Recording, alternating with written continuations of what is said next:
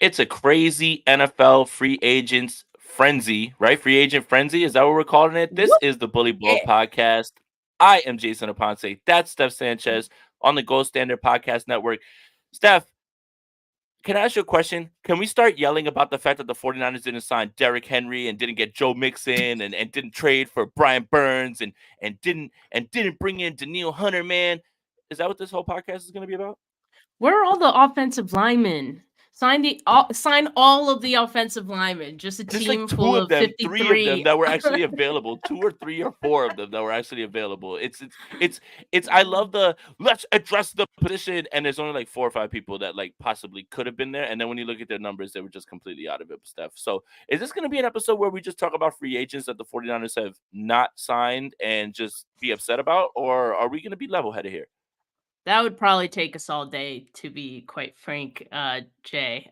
Just talking about guys they didn't get. No, I mean, look, I'll say this, like, I think we were all expecting a big splash. We were told there would be a splash, right? We were told Mike Silver, Tim K. There was a lot of buzz about the 49ers making a big splash in free agency. That splash could have been Daniel Hunter. He's still available, but, He is. looking at the moves that the 49ers did make right out of the gate at the edge position, I'm not expecting Hunter to be in the 49ers cards. So, yeah, I don't think there is a big splash for the 49ers. And I think that's the part that is disappointing because, yes, fans always expect too much, but we were also told we were told that there would be a big splash, and it's not to say, like, it's no slight on the players they did pick up, but I think it's fair that there is some disappointment in that regard. Well, I mean, Steph, what do you mean? The 49ers returned George Odom. There's your splash. Special I teams mean, look, ace, pal, respect it. all of all of these moves. Speaking of special teams, the Colts just re-signed their punter for 3 more years. Rigoberto's like moving right now at this point. No, look, let's bring some sanity to the actual topic.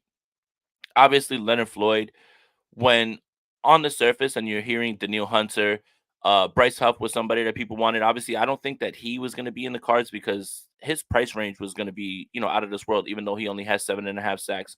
Funny enough, he has 7.5 sacks, and Hassan Reddick had 7.5 sacks, and the Eagles took a chance on both. And I think they're hoping for both kinds of, returns on that. But when you see the Leonard Floyd thing, it really just looks like that is one move in accordance with other moves, and then we find out that Yetur Gross Matos is the next move, and it starts to put you in a mindset of this is going to be edge by committee, edge by rotation, Hmm. and the 49ers have tried to plug this hole for a long time since D Ford has left.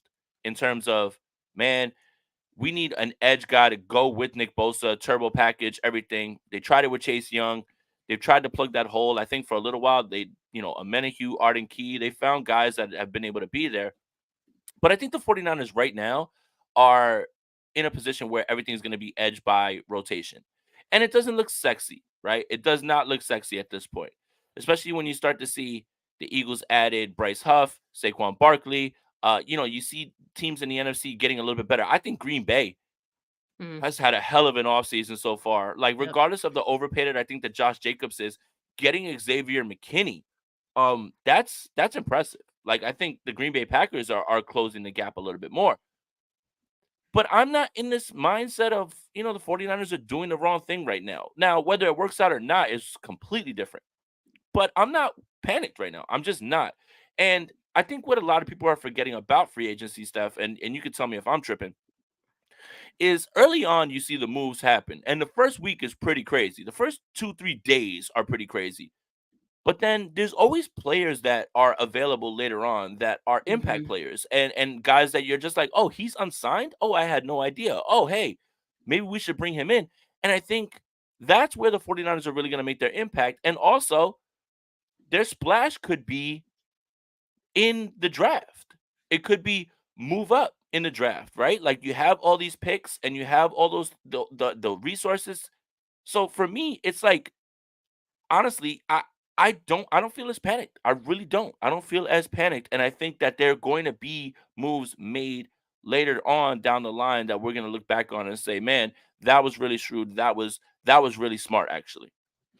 I think as far as like panicking goes, yeah, I don't think that really goes anywhere. As far as I think there's always some overreaction that comes this time of the year when you feel like your team isn't doing enough, which I think so far has kind of been the reaction, or also when people feel like they gave up too much for X player, because of what they do or don't know about that player. It's like, hey, I've never heard of that guy. So that this must mean they overpaid for him, right? So I always, just say wait till we see the details of these contracts, please, because when you see those initial numbers, usually when once we get the details, they look a lot different as far as how it's restructured, or sorry, how it's structured. And then you come out of it saying, hey, 49ers did it again. Parag, he's the best, So let's just wait Right. till we see,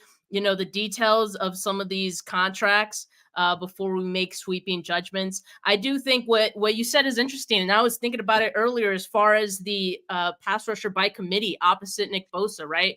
I think they did kind of stumble into that last off season when they had Clinton Farrell, and who by the way I've been pronouncing and spelling his name wrong for probably the entire time he's been a Niner. And So Adam Peters sorry. just took him away as well too. Like, we Yeah, can't yeah, get yeah, any of he's our gone. rotational guys, right? Javon He's Kinlaw gone. leaves to the New York Jets to go with Kinlaw. Robert Saleh. Adam Peters takes Cleveland Farrell. I think those were two guys that I thought were shoo-ins to come back, basically.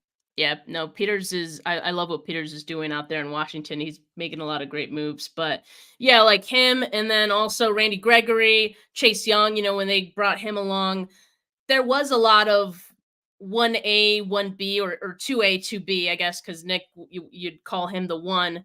So they've kind of been doing that committee thing already. It worked out, I think, for them. But here's what I will say: I think the two players they got were upgrades over who they had this past season, right? As far as their rotation goes, opposite Bosa. So yeah, I mean that could be what they're going for. I've also seen people say, and this is interesting, and it brings in the Brandon Staley element of it all. Is both of those guys, Gross Matos, and uh, Floyd have experience with being uh, standing up as rushers, Stand up. right? So And um, Gross Models can play linebacker.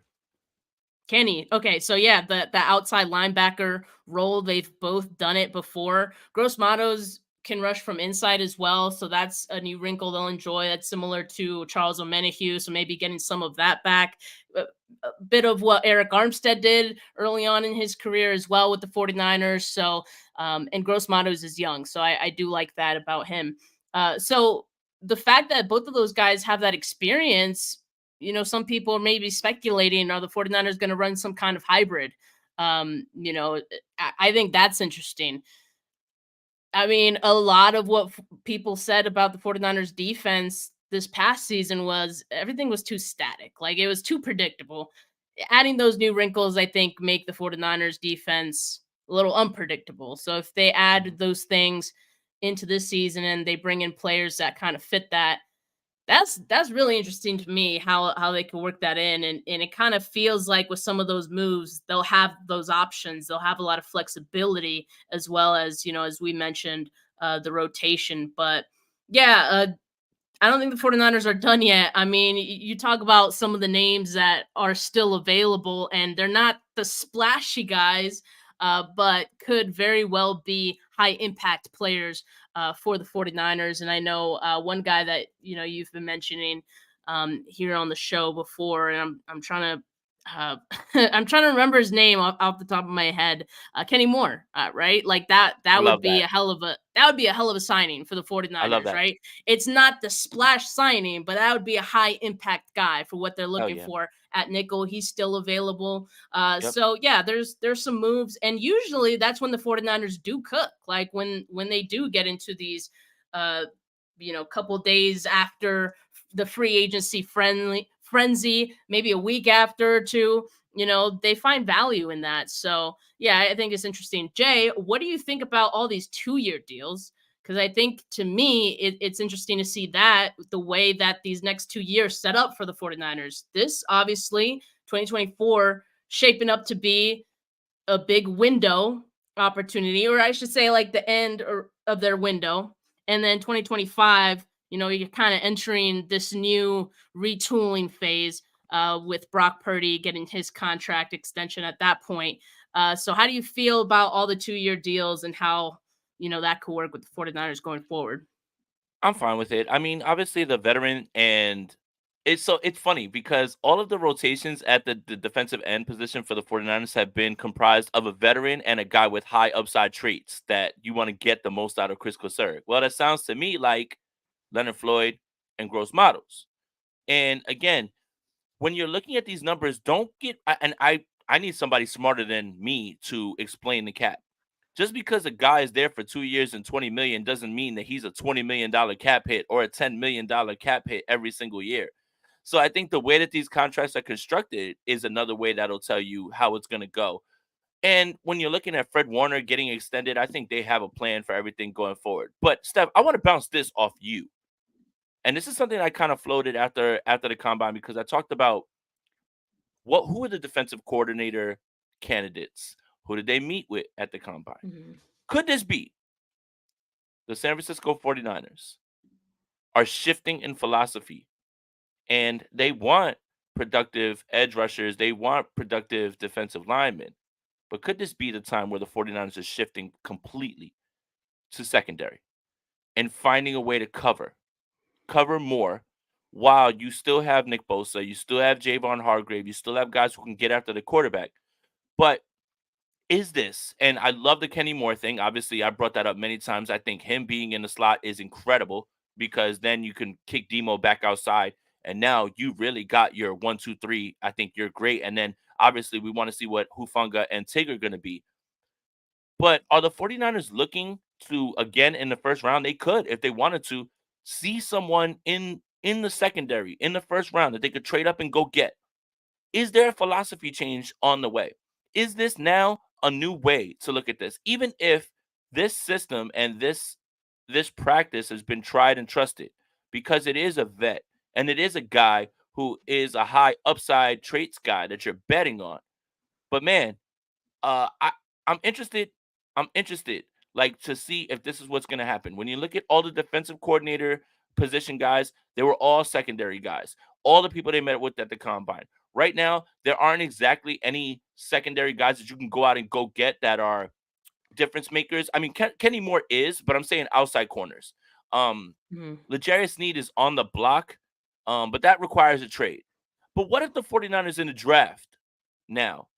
They're gonna target someone, right? Like, what if Kool-Aid McKinstry slides and the 49ers see a move and they can jump up? I'm starting to think that there is a little bit of a shift here, especially with Sorensen's background and the way that Brandon Staley employs the two safety look, which the 49ers are at the top of the league and using. This might this might signify the one time that we are looking at the 49ers doing something completely different in terms of how they're building this defense. And that's kind of where I'm thinking about this. And Gavin right here with the donation. I want Keyshawn Nixon. No one's talking about him. He has long speed to properly kick return and quality depth in the secondary. All pro kick returner, special teamer. I voted for him with my vote as well too. I I just feel like secondary might be a priority this time, Steph. What's the definition of insanity? Doing it over and over and over again and expecting a different result. In the playoffs, you can get away with holding. You can throw a defensive lineman into the ground. You can jump on his back. You can step on his neck, and nobody cares. But if you cover on the back end, then you can insulate yourself. And I think the 49ers might be thinking that way. Which is crazy, like the change of philosophy, because for so long we've seen the 49ers put so much into their defensive line. And, they still have a lot of money allocated to that. But, I think wanting to shore up the back end and with the two guys they already have in Mooney Ward and Lenore, and bringing in another guy who can be, a high level, nickel corner, assuming you keep Lenore on the outside. I mean, I think that could potentially you have a no fly zone basically, right? And with the league being a passing league like it is now, and you already have Fred, by the way, which the middle of the field has been a no fly zone for the 49ers already because of what him and Greenlaw have been able to do there.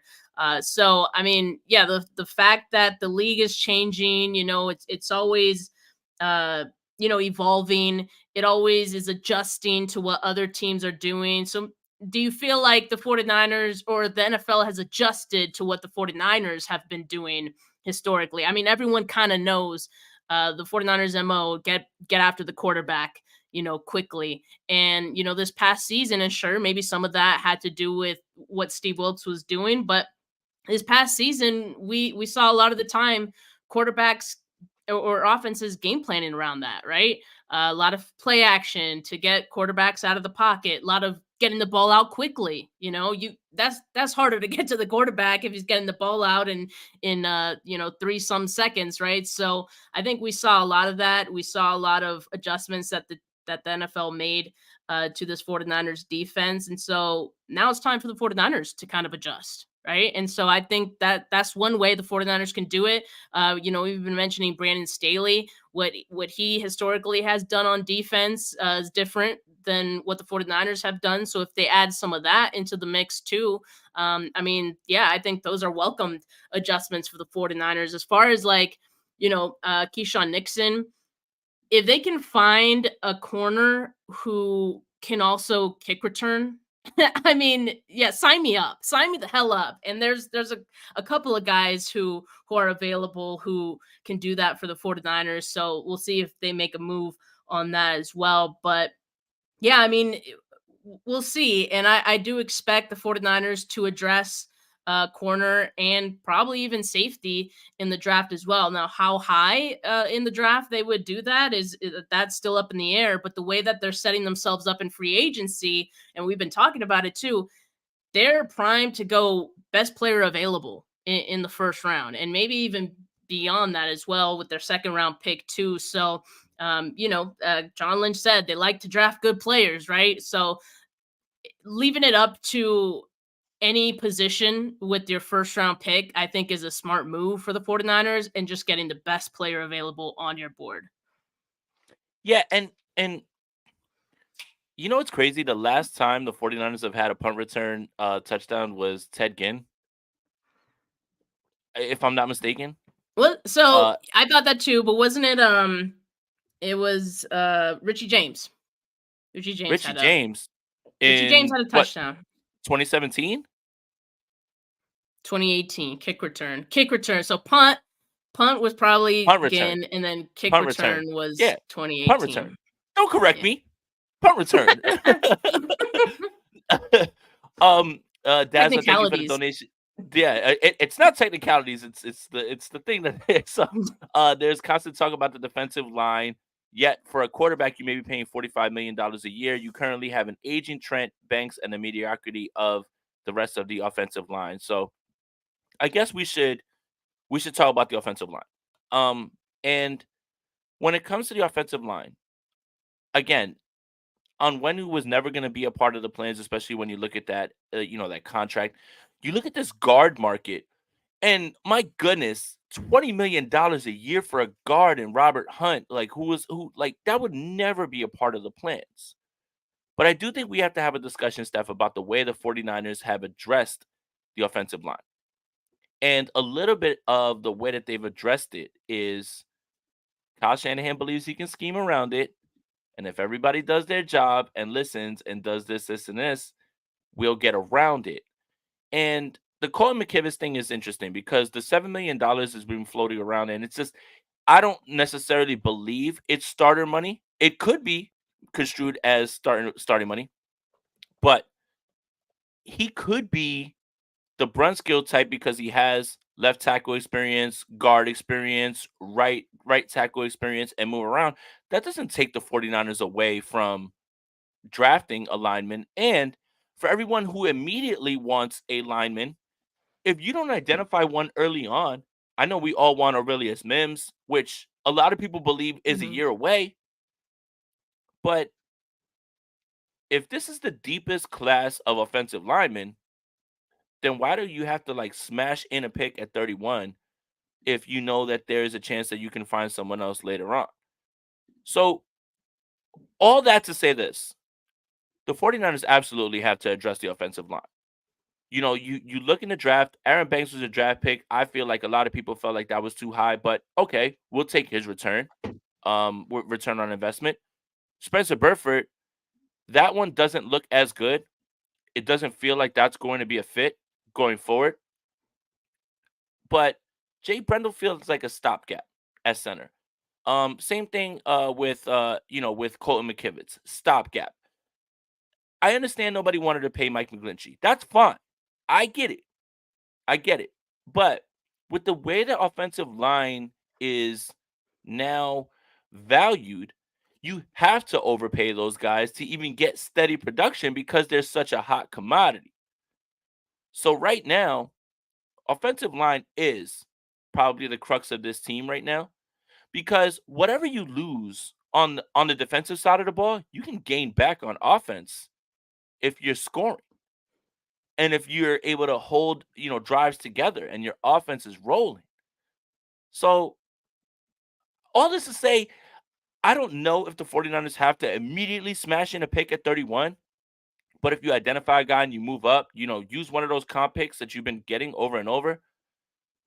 I just feel like there's different ways to skin a cat when it comes to finding offensive line. But I do want to talk about the fact that the 49ers have kind of had this system of just like trying to patch things up little by little. And I think in the biggest games it comes out, right? When you're playing Yeah. the Panthers, it doesn't show up. Like nobody cares. Like it's not going to show up. When you're playing, when you're playing the Pittsburgh Steelers, you can find a way around it, right? Even though they have a great pass rush. I'm just throwing out teams' names, right?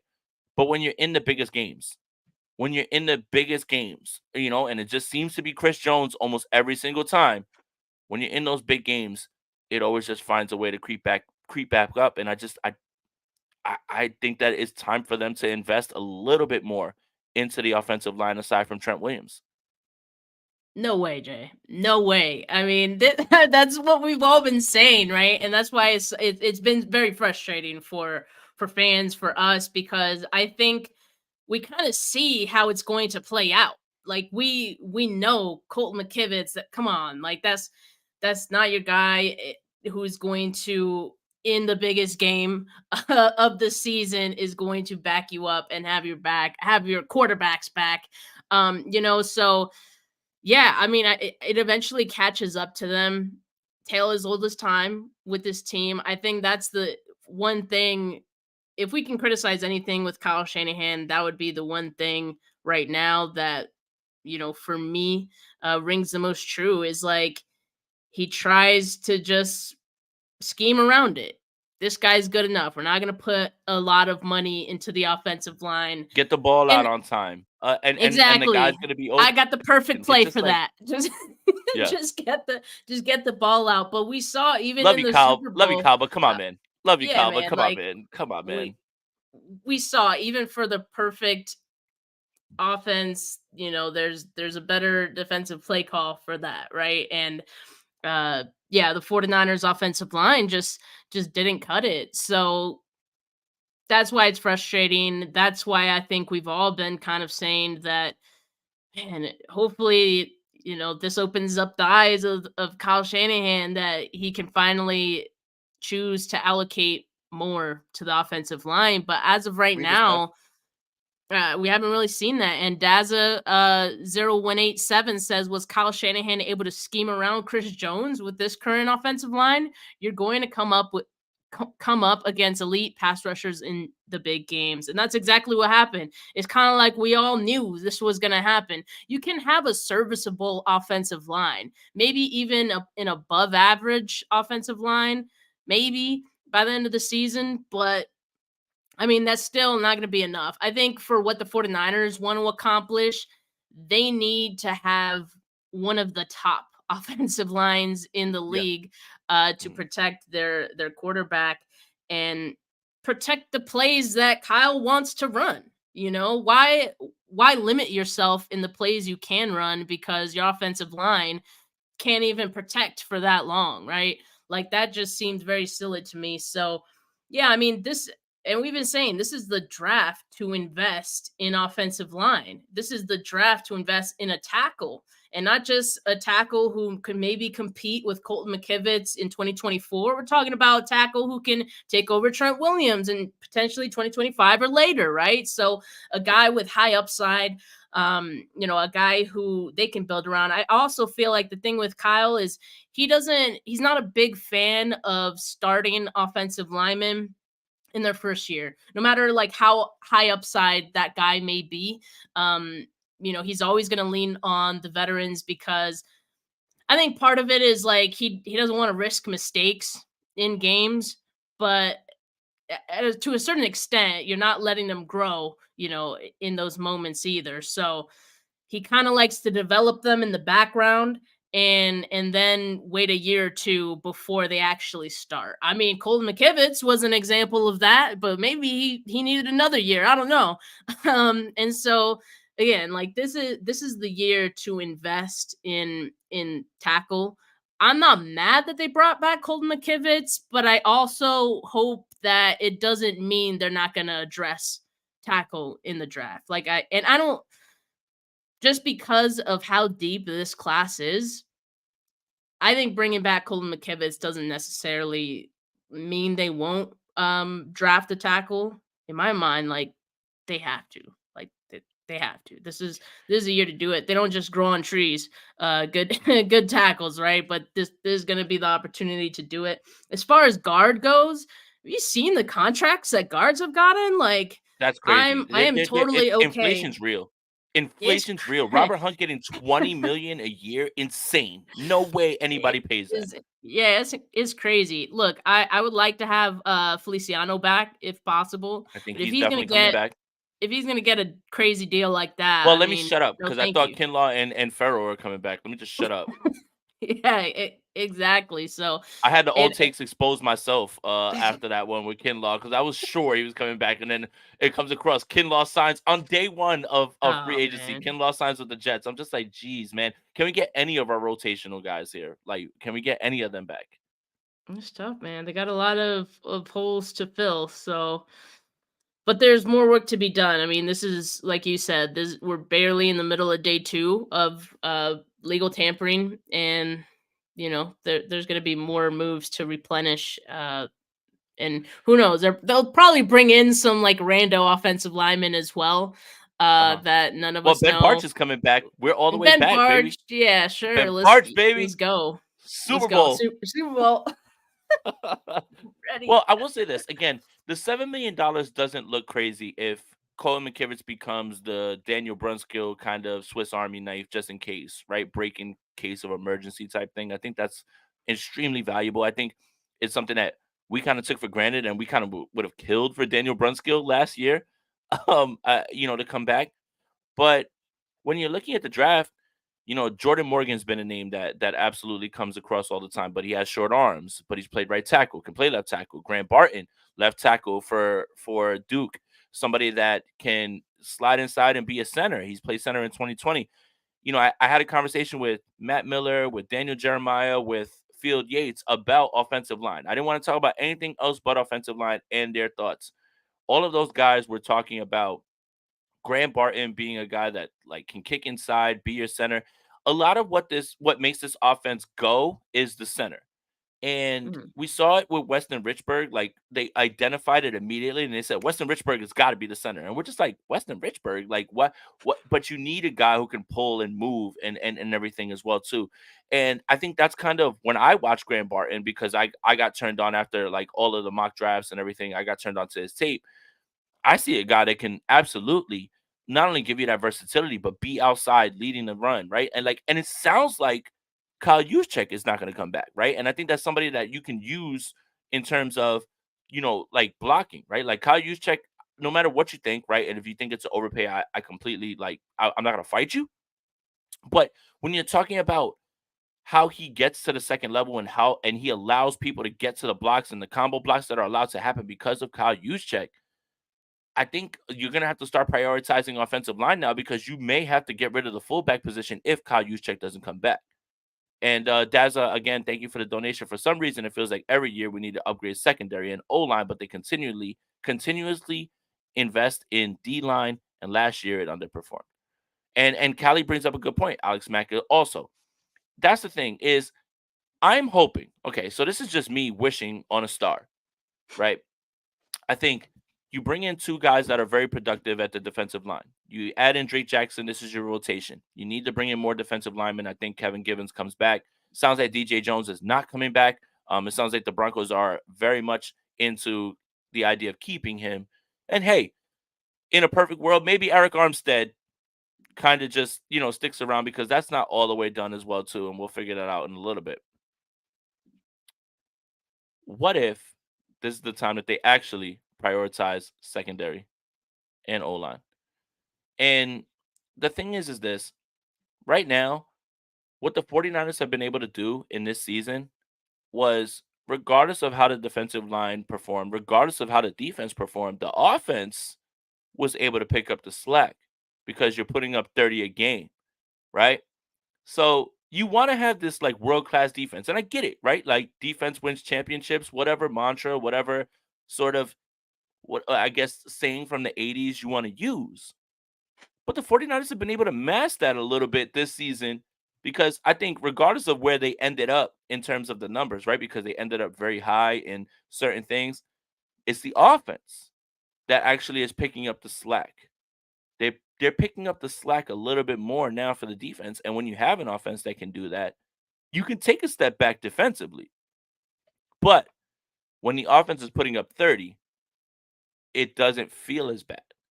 Like the 49ers now don't necessarily have to be a defense team when Brock Mhm. Purdy is playing the way that he is and you have Christian McCaffrey and you have all these guys and you're actually scoring touchdowns, right? And you're putting up 30. You're putting up 30 almost whenever you feel like it. And you know what? You have a defense that when they need to be called upon in certain instances where it's like a tough game, they got it. But the offense is kind of right now masking some things on the defense. And I think that's where, while we're all worried about, hey, what's the defense going to look like? The offense could be the other side that's actually picking up the slack for the defense, Steph. Yeah, and because we're still getting some news as we talk here, I just wanted to share a couple of things. So What, Gerald Chase Everett Young. signed with the Bears? No, I'm sorry. Go ahead, keep going. Oh, come on, man. Chase Young taking a couple of workouts with other teams. Colts are making a strong push to re-sign cornerback Kenny Moore. Not on our watch, pal. So hopefully the 49ers are in that mix, but it sounds like there's going to be some competition there, as you would expect for Kenny Moore's services. But yeah, I mean, He's I think good. the 49ers have a lot of flexibility. I think with where they can make the changes, where they can add some new wrinkles, and I think, like you said, what they've been able to do on offense, even despite their offensive line so far, I mean, I think is a sign of what they can do going forward. So, um, what about Joey Bosa? Does that name intrigue you at all? It does. Um, and obviously, we have it up right here, and Mama Bosa approves. That's fine. Mama Bosa could want what she wants, but the heart wants what it wants, but like the brain's got to be the one that actually gets it done, right? But I think I think it's interesting because if I were to tell 49er fans, Leonard Floyd, Gross Matos, and Joey Bosa or Khalil Mack, one of the two would be the rotation, right? Aside from Nick Bosa, you'd be fine with that. But the Chargers have until Friday. And if he's on the roster Friday, his roster bonus hits. So here's the interesting part. We're talking about splashes. Are the 49ers now waiting for this splash and not necessarily going after it with all of these edge rusher guys early? So it's interesting to throw out. I don't know. if this has any sort of legs. I think what I do know 100%, what I do know right now 100% is if we're gonna start listening to anybody who is kind of predicting the future, we need to start listening to Mike Silver because Mike Silver literally is like just saying like Eric Armstead's name, and then like the next day it just comes out, or the same day it comes out, hey, he wants to be a free agent, and like it's all there. But what if the splash was Bosa or Khalil Mack? And by the way, with Khalil Mack, if I'm not mistaken, I think he had 16, 17 sacks this year, and he played every single game in year 33 and would be a part of a rotation with Leonard Floyd and Gross Matos. And I think maybe the real splash is the one that we're not looking at right now, and it might be this one. So they have until Friday. They have until Friday to make sure that they get Nick Bosa and Khalil Mack, Nick Bosa, Joey Bosa and Khalil Mack off the roster because they have to pay them roster bonuses. But wouldn't that be something, huh? And Nick Bosa, good God, I keep saying it. Joey Bosa would have to come over here and take a super, super, super, super pay cut if he really wants to play with his brother, wouldn't you say? Yeah, exactly. And that's why I do kind of feel like the Joey Bosa thing is probably more of a long shot, especially after, the 49ers brought in Floyd and Gross Matos. I just don't think there's. Real quick, Steph. Real quick, Steph. Yeah. Um, Chase Young has added the Tennessee Titans to his visit list. Just came out right now. Keep going. No, I'm sorry. All right. Um yeah, so I mean I think they might be done as far as premier guys. I think what they're going to do now is probably bring in some depth signings, bring in some reclamation projects to fill out the rest of their depth. And they still got to answer the question at defensive tackle as well. I mean, yes, the possibility of Armstead coming back is still on the table. And there are reports that DJ Jones could be returning to Denver as of this morning. That was kind of the what was being thrown out on Twitter, but they also just brought back a defensive tackle. The Broncos did, so who knows? Maybe that means they'd be open to releasing or trading DJ Jones because I think that could be, um, I think that could be a possibility for them as well. But Jay, I just tweeted this. I did. That's Maybe up. the real splash signing were the friends we made along the way. Maybe there won't be a Steph, big splash signing, but maybe just smaller dashes, smaller what do you call that? Like when you throw rocks into a puddle. What's that called? skipping stones. Skipping stones. Maybe just some stone skipping for the Maybe Niners.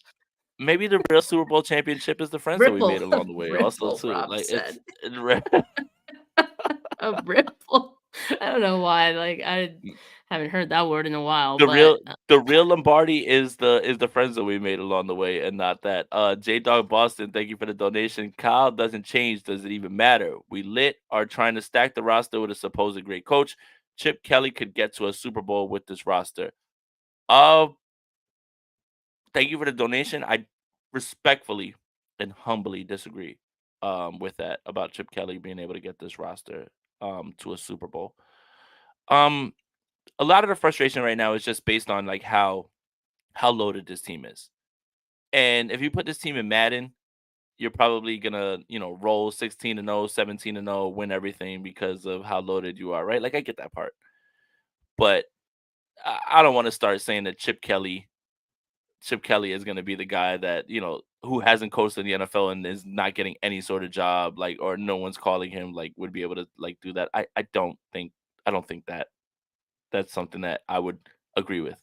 But thank you for the donation, buddy. And again, I respectfully and humbly just disagree with that. Look, I think it's the second day of free agency. There's a lot of time. There's a lot of time left. And it's going to be interesting to see how the 49ers up against this cap right now are able to put this roster together and keep this roster together. And it always felt like Eric Armstead was a cut candidate, right? Like that didn't you didn't really need Mike Silver to tell you that. It always felt like that was going to be it. Now it has to be post June 1. And you're allowed to designate two players that you cut as post June 1. but it's going to be interesting to see the patience that needs to be exerted here. And again, like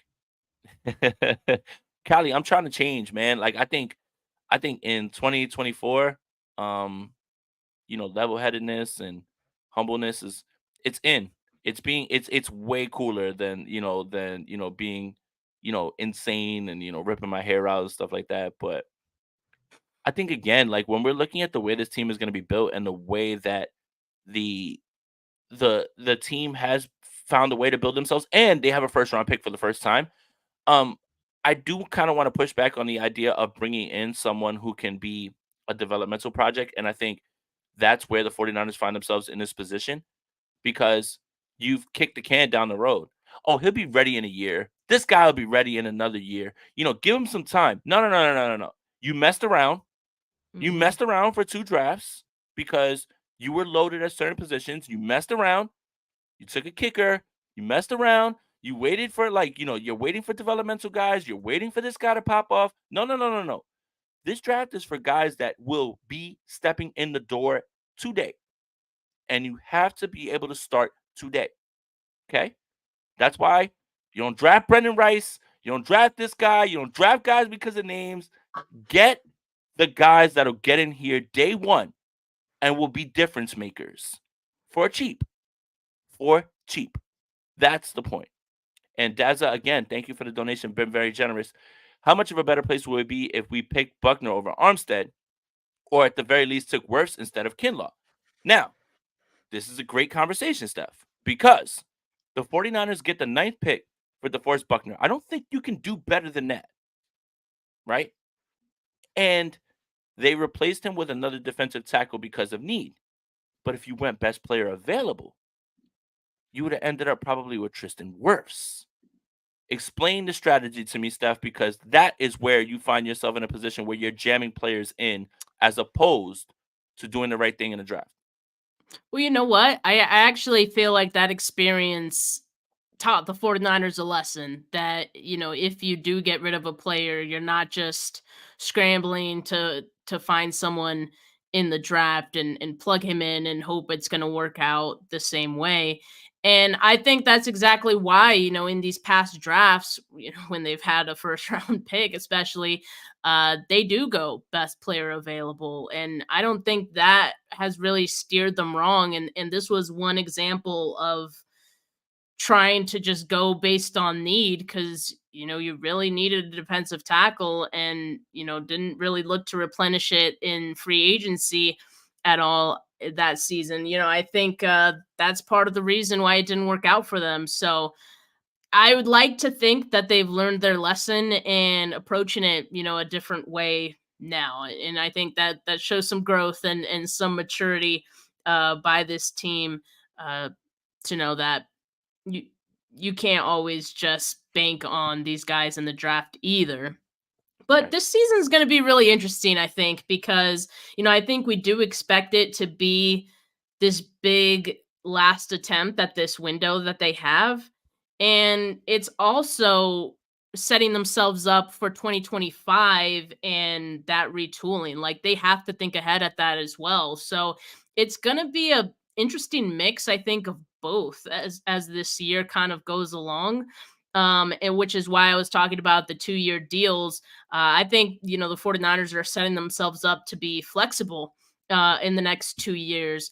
And as far as, the restructures go and kicking those cans down the road, I think we saw how with Eric Armstead, like, that's an example of how it could go wrong because now they're they're kind of looking at cutting ties if he doesn't take a pay cut, right? Fred Warner, on the other hand, great guy, great player. I think that's a good Congrats on the example baby. of like, congrats on the baby, Fred. I think that Bo Warner, by the way, is an elite name. Just saying. But I think Fred's a good example of a player that you would want to restructure just because I would like to see him end his career with San Francisco. I think he's still playing at a really high level. And so I think that's a good decision. But I think there's been other maybe somewhat questionable decisions in some of the past restructures that are maybe, you know, have them in a pinch right now. Kyle Juszczyk, one of those examples as well. So yeah, I think they're gonna be a little bit smarter about it in these next couple years. Allow themselves more flexibility, allow themselves some outs in some of these contracts if that's what they feel they need after the season. So yeah, it's a interesting setup that they have going into this season.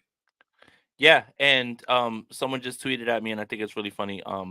Bully Ball is a jinx show at this point because Kenny Moore is getting interest from the Colts again, and it's almost like, did they remember? Did they forget? They were just like, wait a minute, oh yeah, Kenny Moore is actually really good, and it's like I'm gonna stop mentioning players on here. I think more than anything, We should mention the you know, players you don't want them to sign. 100%, 100%. I do not want them to sign. Let's see. I don't want them to sign. Well, who's a running back that is just mid level, whatever, or something like that.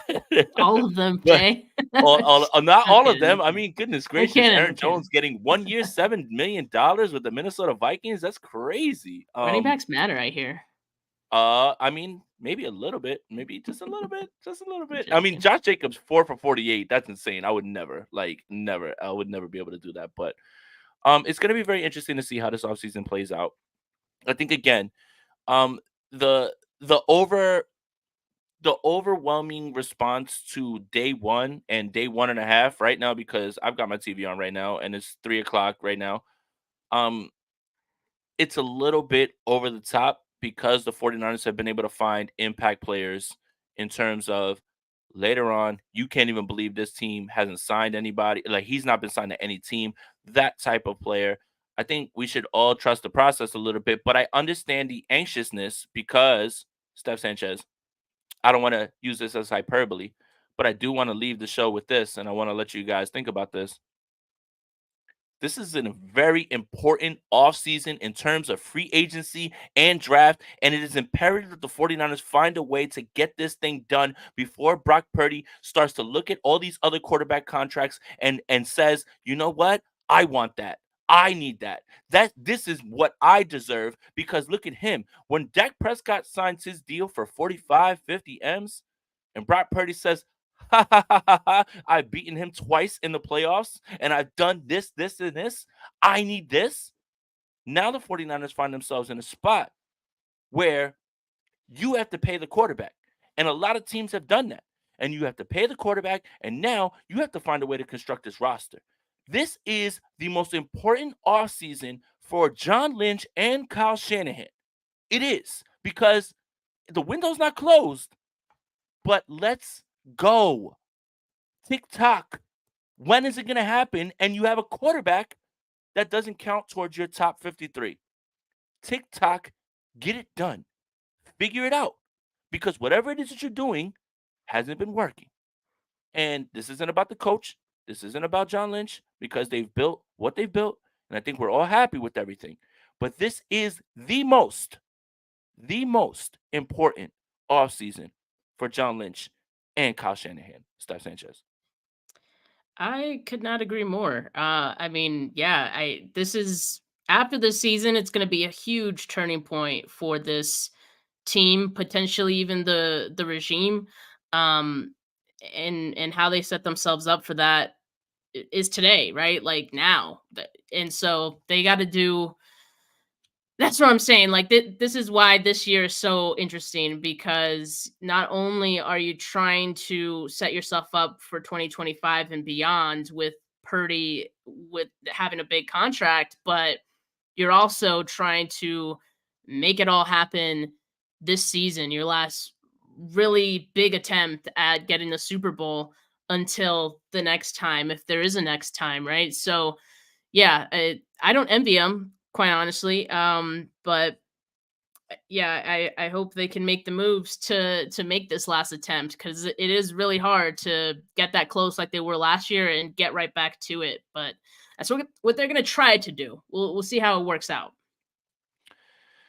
Whew, I got a little heated at the end there because I started to realize some stuff as we go on. But thank you, Steph. Thank you guys for joining. This is the Bully Ball Podcast on the Gold Standard Podcast Network. Make sure you like this video, subscribe to the channel. Make sure that you are subscribed to the Gold Standard Podcast Network wherever you get your audio podcasts. Follow Steph on Twitter at Steph49K. Follow me on Twitter at JasonAponte2103. Whew. Steph, I just You good, man? it's important, man. This means something to me, man. But for Steph, for Jay, we're out of here. Peace.